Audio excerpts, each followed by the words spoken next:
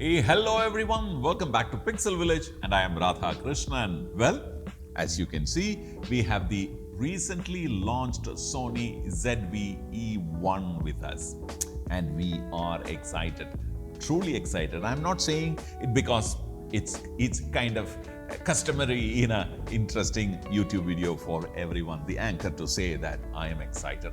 Here I am truly excited. Why? Because I've been probably, it's the first Sony camera that I ever bought was probably 10 years back. It was the A6000. I sold it very fast because I couldn't just live with it. I was a hardcore DSLR user at that time. And well, Sony kept on improving their cameras and one after the other, but I never felt like going out and buying one. Till I saw the ZV-E1F. Then I stood up and took notice. Then they upped it in the ZV-E1. Then came the ZV-E10.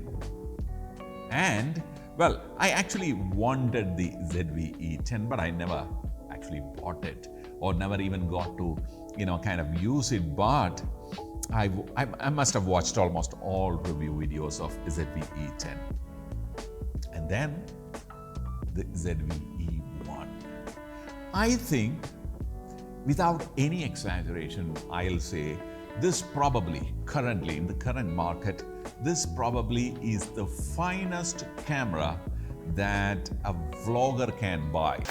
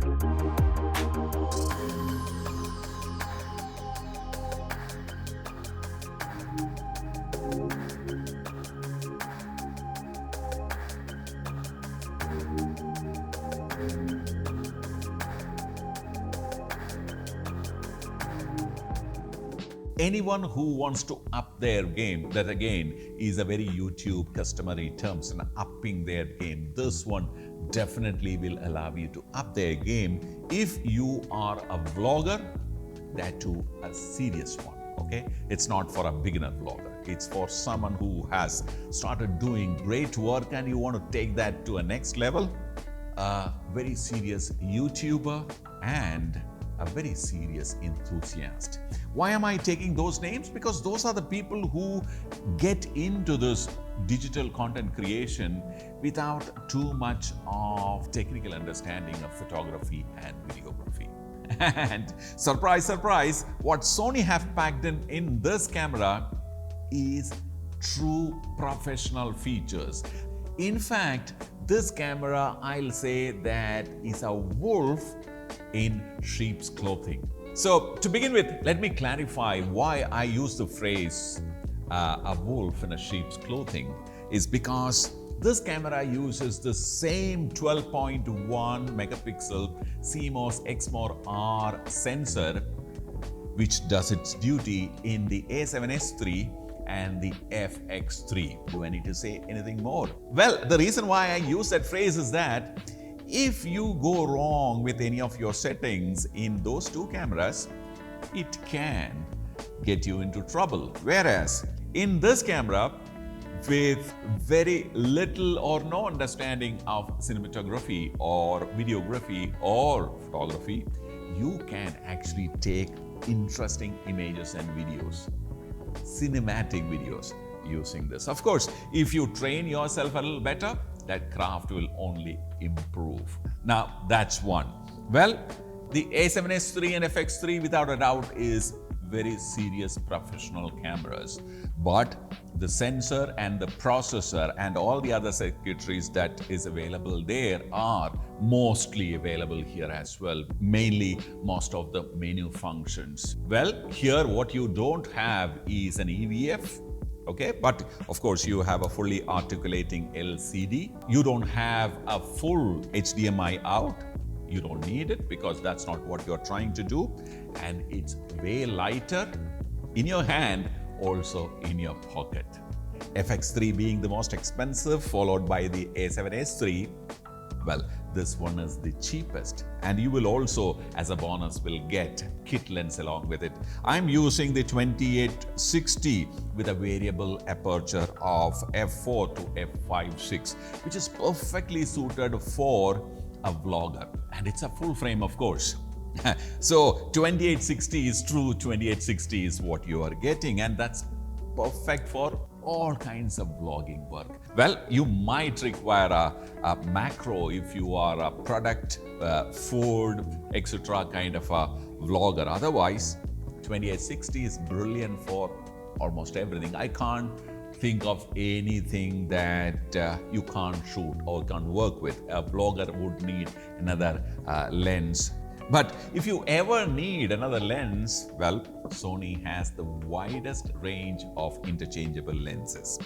Well, you can pick one and start using it. This is lighter, like I said, about 510 grams, including the battery and the card. I'm talking about the body. Well, you add a kit lens, it will increase a little more. Of course, it has a high efficiency battery. It takes an SD card, and it has, of course, I forgot to mention that they have an AI processor unit. So that's how this camera makes cinematography and photography idiot-proof. All right, so when I say idiot-proof, I'm not referring to the talent of the user. Well, you are talented in your own field of content creation, but when it comes to video, the AI will take care of most of your, let's say, the lack of technical understanding. I usually start with the build quality. Now, this is one of the finest Sony camera ergonomics that I've come across. Well, I have not used too many Sonys, but I think this is very well built. It is metal, it's got a built to last feel, and the interesting thing is that it'll not scare you. You know, the look and feel of this camera is very friendly comparison to those two other big monsters that I mentioned. And but it gives you the best, and I'm sure anyone who's used it once is going to get hooked on by the quality of both the stills and the video and the ease of use. At this position, you know, you have the LCD wide open, you're looking at the content, and Sony is, of course, is well known for, you know, the focus accuracy, follow focus, and optical quality and everything else. And of course, like I mentioned, it has the finest sensor. It's the 12.1 CMOS Exmor-R lens. It's full 4K. The other two cameras, the maximum offering is 4K 120. Well, this comes in the box. When it comes to you, it comes with 4K 60. But with a link, I'll add that in the description, you can go and download an update of the firmware using which you can get 4K 120 even in this ZV-E1. How about that? There aren't too many cameras which can shoot 120 FPS, okay, at 4K. Now this will do that for you. Now, the ZV-E1 has the 5-axis internal in-body image stabilization. It has almost all connectivity that is possible. The vlogger will be happy that this has Wi-Fi, Bluetooth, and the USB connectivity. Well, it also shoots, like I said, 4K 120 and everything below it. Well, the things that it doesn't have in comparison to the big guys is that it will not have an all intra, okay, which is a slightly heavier video file. But For vlogging, you don't really require that. So almost all other video formats are available here. You can shoot it in PAL and you can also shoot it in NTSC.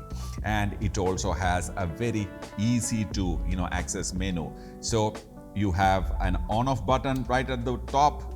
Okay, if you're using a digital lens, you can use this zoom lever to zoom to tele and also zoom to wide. It also has a dedicated video trigger, and of course you have this buttons which says video, still, and the SNQ, which is the slow and the quick. So every time you slide to different these menus, your menu will change here. I don't know whether I need to talk about stills at all here, but I love to take stills in a 12.1 megapixel sensor.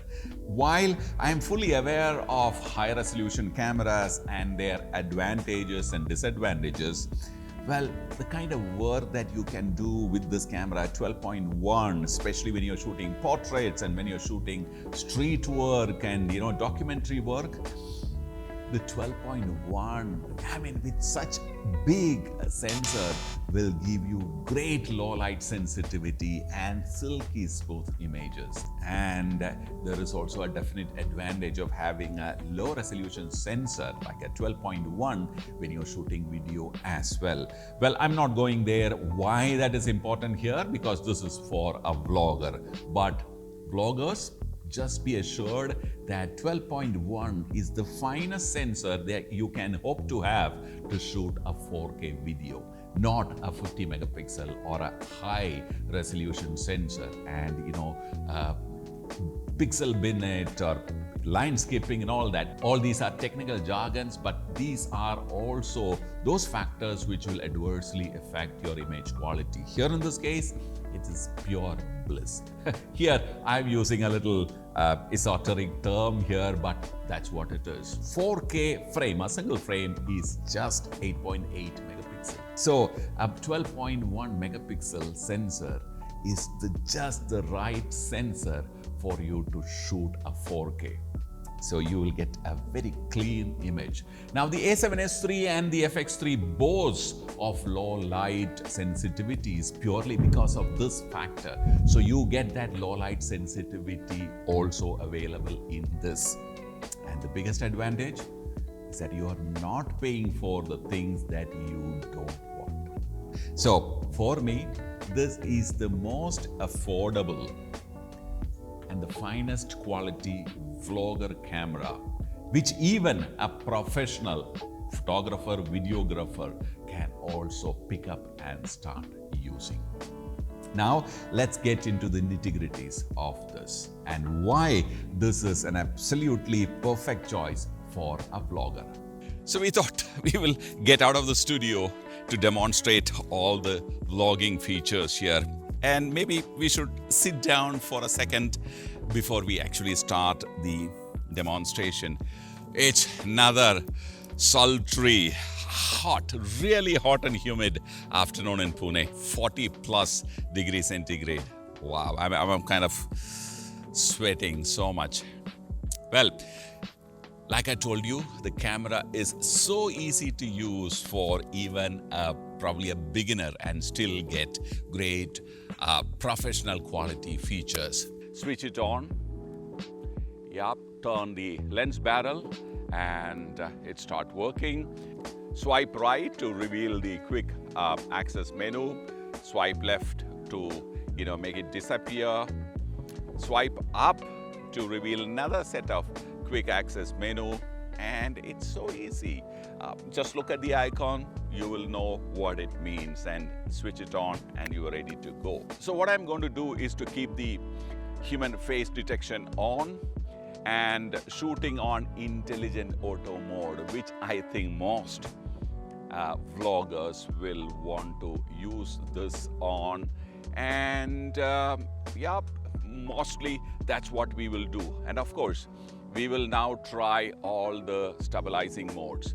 There are multiple modes of stabilization in this camera.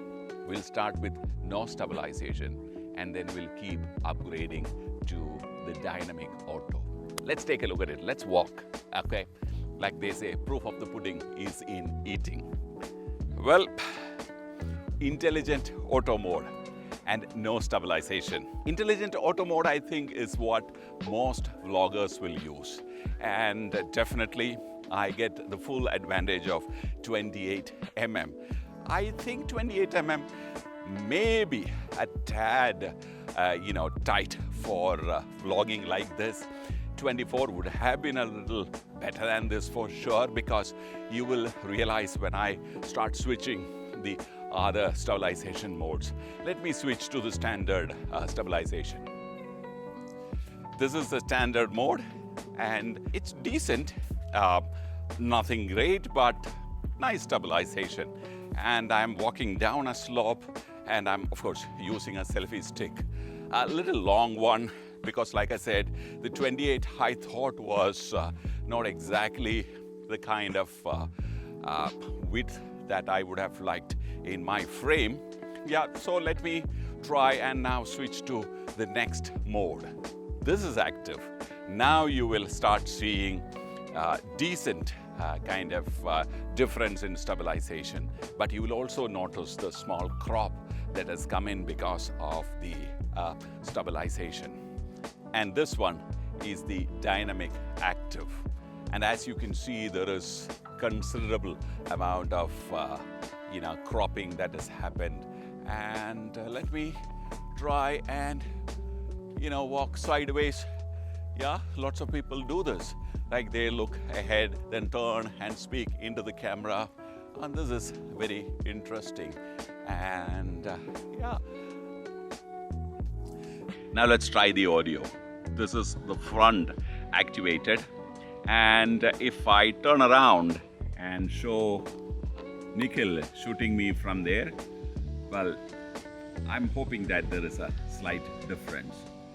Let me switch to rear and do another shot like this. Now I have the rear mic activated. I don't know how you're going to like it, but let me turn around again and show our guy Nikhil shooting. Technically, I should sound better now. And this one is all directions. So it means that it can be on this side or this side or completely rear. The audio will happen perfectly well. And then there is also the auto mode. Auto mode is something that, again, like I said, if you don't want to really worry about the directions on the mic, and you're also, if you're not experienced enough, you're also likely to forget. If you're likely to switch the directions, then you will lose the audio. So I recommend you keep it in auto or all around. That way you will be safe.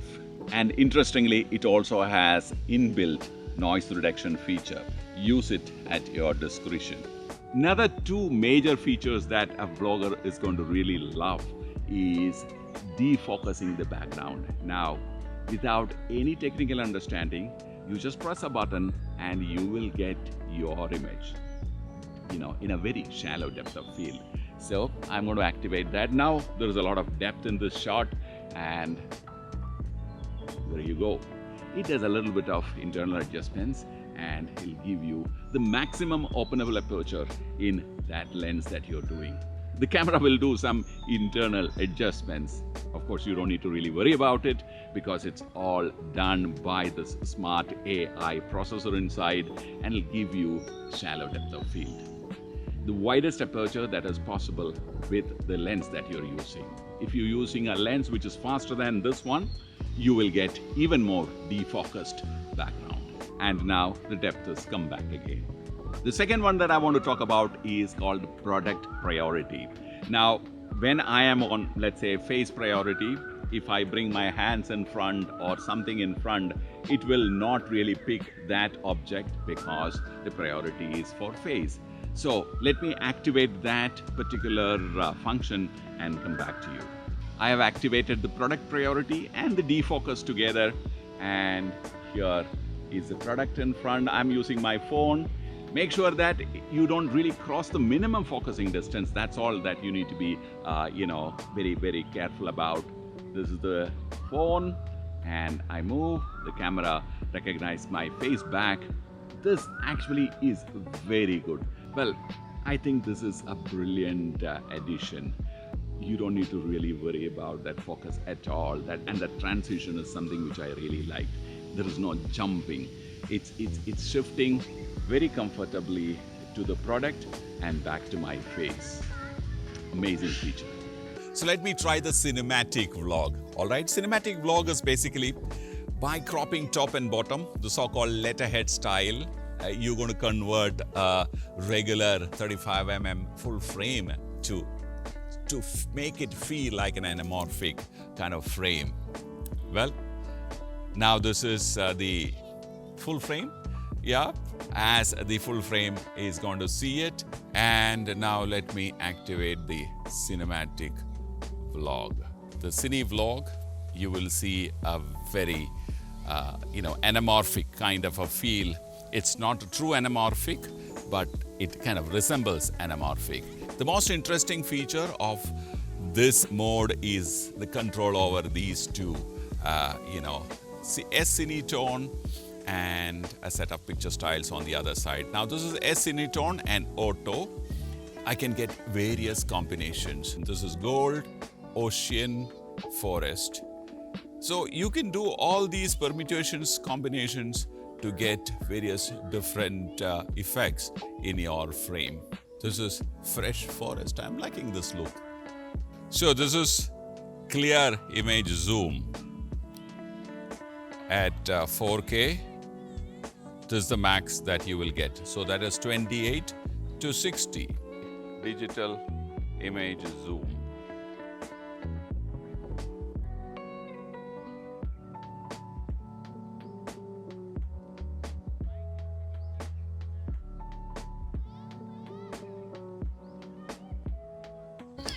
Okay, so now I'm going to enter the screen. Has started catching me, framing, right? So if I move like this, it will, because it's 4K and I'm shooting in full HD, it will keep framing me inside till I go out of the frame. When I come back in, it'll pick me again.